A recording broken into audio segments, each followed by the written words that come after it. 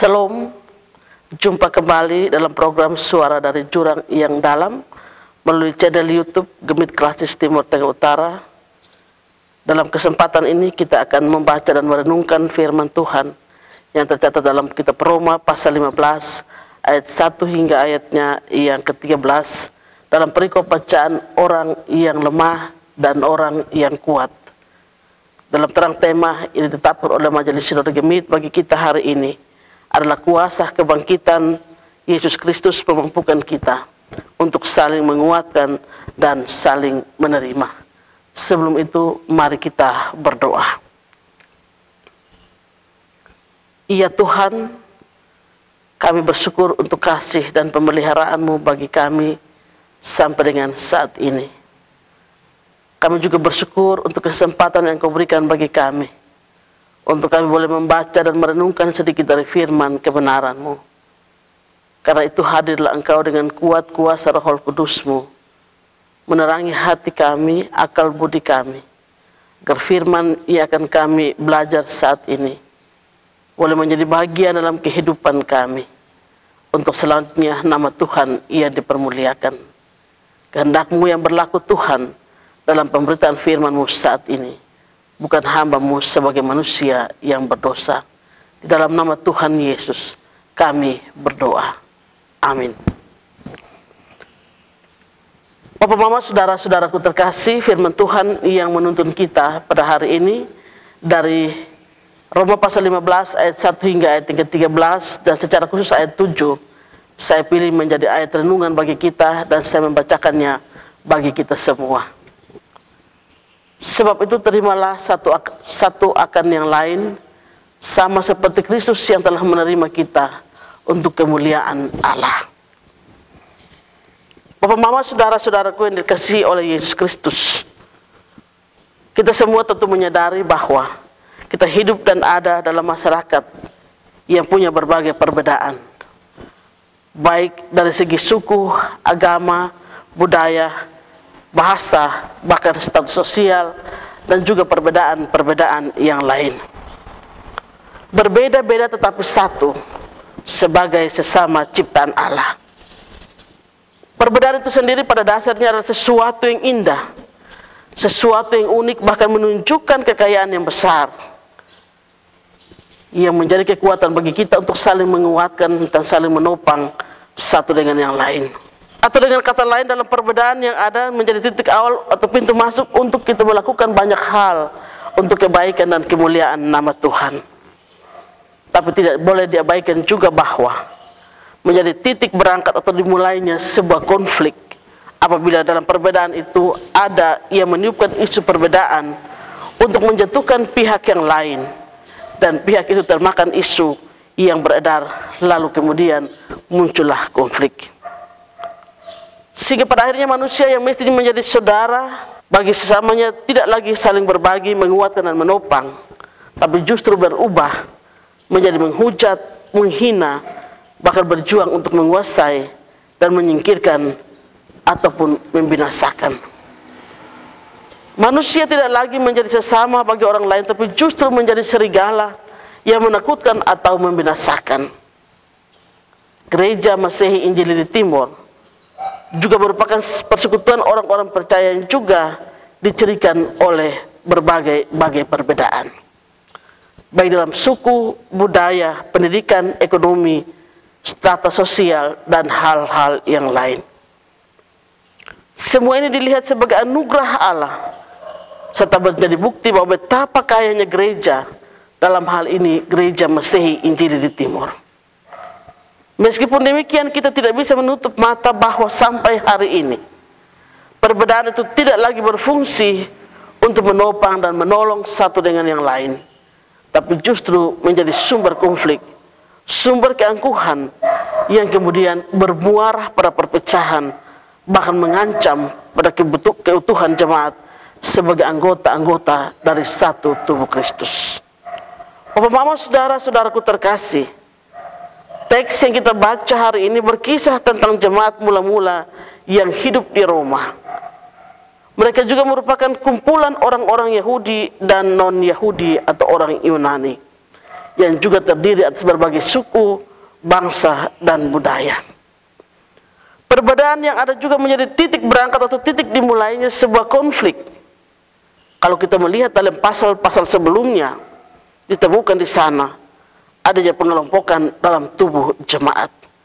Bahkan perdebatan yang serius antar jemaat dalam hal ini antara Kristen Yahudi dan Kristen non-Yahudi mengenai sunat, tentang perbuatan baik, tentang keselamatan, tentang hari-hari raya, dan sebagainya. Secara khusus ayat 2 dan ayat 5 dari pasal 14, perdebatan yang memuncak pada dua isu utama, yaitu tentang makanan dan hari-hari raya khusus. Keadaan ini kemudian bermuara pada konflik dalam jemaat, dan sudah pasti ini menjadi sebuah batu sandungan antara satu dengan yang lain. Mereka saling menghakimi, ada upaya untuk membinasakan tidak bisa dihindari. Akibatnya damai sejahtera dan sukacita yang bersumber dari Allah melalui putra tunggalnya Yesus Kristus menjadi hilang. Damai sejahtera jauh dari persekutuan mereka sebagai orang-orang percaya, sehingga kehidupan mereka tidak lagi memuliakan Allah. Paulus sebagai rasul memandang keadaan ini tidak menolong pertumbuhan iman mereka. Karena itu ia menasihati jemaat yang ada di Roma untuk tidak saling menghakimi, tapi sebaliknya menghargai, menghormati, dan menopang satu dengan yang lain. Saudara-saudaraku terkasih, Paulus dalam bacaan kita saat ini secara tegas menyampaikan beberapa hal penting. Yang pertama, ayat 1 hingga ayat yang ke-7, panggilan untuk hidup saling menopang dan mencari kesenangan bersama. Paulus memulai nasihatnya dengan menekankan betapa pentingnya tugas orang Kristen dalam hidup bersama. Bahwa yang kuat harus menanggung yang lemah, yang kuat berbagi dengan yang lemah, tidak boleh konsentrasi pada diri sendiri. Yang kuat dan yang lemah yang dimaksudkan di sini adalah bukan hanya mengarah pada kekuatan secara fisik, ekonomi, pendidikan, strata sosial, tapi lebih mengarah kepada iman. Bahwa setiap orang percaya dipanggil untuk hidup dalam kuasa kebangkitan Kristus dengan saling menerima satu dengan yang lain, sebagaimana Kristus menerima kita apa adanya tanpa ada pembedaan-pembedaan. Apa yang Rasul Paulus katakan lebih mengarah kepada pentingnya menerima orang yang masih lemah imannya atau pendiriannya, bukan sebaliknya diperdebatkan, bahkan bertengkar dan dijauhi.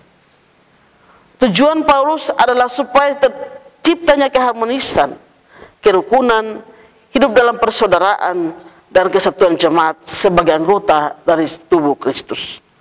Sebab jika tidak demikian, maka persekutuan sebagai anggota tubuh Kristus akan goyah, bahkan hancur.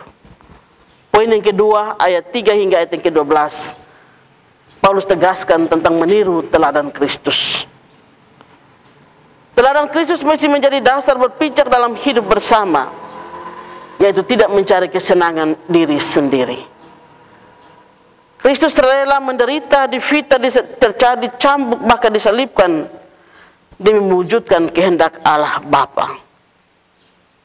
Merangkul semua yang termasuk yang lemah dan tak berdaya, bukan saja yang kuat, atau merangkul orang Yahudi maupun non-Yahudi. Bahkan Kristus dalam pelayanan tidak ada pembedaan, tidak ada tembok-tembok yang dibangun dan membatasi, tapi menerima dan melayani semua orang. Kematian dan kebangkitan Kristus telah menghancurkan semua tembok pemisah, supaya setiap orang boleh hidup bersama sebagai saudara di dalam Tuhan. Poin yang ketiga, demi kebenaran Allah, Yesus Kristus rela menjadi hamba yang melayani semua orang. Yesus tampil sebagai hamba yang taat pada pemerintah. Dia taat bahkan rela mati di kayu salib. Ia menjadi pelayan bagi semua orang yang bersunat maupun yang tidak bersunat, dengan harapan segala suku bangsa baik dalam hidup maupun mati meniru dan memuliakan Allah. Ayat 13 atau bacaan yang terakhir, Allah menjadi sumber pengharapan. Dalam doanya Paulus mengajak jemaat untuk tidak kehilangan sukacita dan pengharapan di dalam Kristus Yesus. Berbeda dalam suku, budaya, pandangan dan lain sebagainya boleh-boleh saja. tapi bukan menjadi alasan untuk meninggalkan persekutuan umat Allah. Hidup dalam pengharapan yang sungguh pada Kristus memampukan jemaat untuk hidup dalam kasih, saling menguatkan dan menopang satu dengan yang lain. Bapak, mama, saudara-saudaraku terkasih, melalui bacaan hari ini kita belajar bahwa dalam kehidupan bersama sebagai anggota-anggota tubuh Kristus yang terhimpun sebagai gerejanya, ada perbedaan tingkat pemahaman dan pertumbuhan iman. Ada yang imannya kuat, tapi ada juga yang lemah. Dalam kondisi yang demikian, orang percaya dipanggil untuk saling menerima satu terhadap yang lain. Menerima bukan berarti membiarkan dosa atau kesalahan itu terjadi terus, tetapi terus menunjukkan kasih dengan bersedia membimbing dan membangun sesama dalam iman. Orang percaya adalah bagian dari gereja atau tubuh Kristus, dipanggil untuk meneladani Yesus dengan hidup saling menopang, membangun, menguatkan, dan saling menerima satu dengan yang lain sebagai sesama anggota tubuh Kristus. Karena itu, melalui bacaan hari ini, kita pun dituntut untuk sebagai anggota tubuh Kristus, kita semua hidup dalam kuasa kebangkitannya yang nyata dengan saling menerima, juga saling menguatkan satu dengan yang lain, sebagaimana Kristus telah menerima kita, supaya dengan demikian nama Tuhan dipermuliakan di tengah-tengah persekutuan kita. Tuhan memberkati kita dengan firman-Nya. Amin.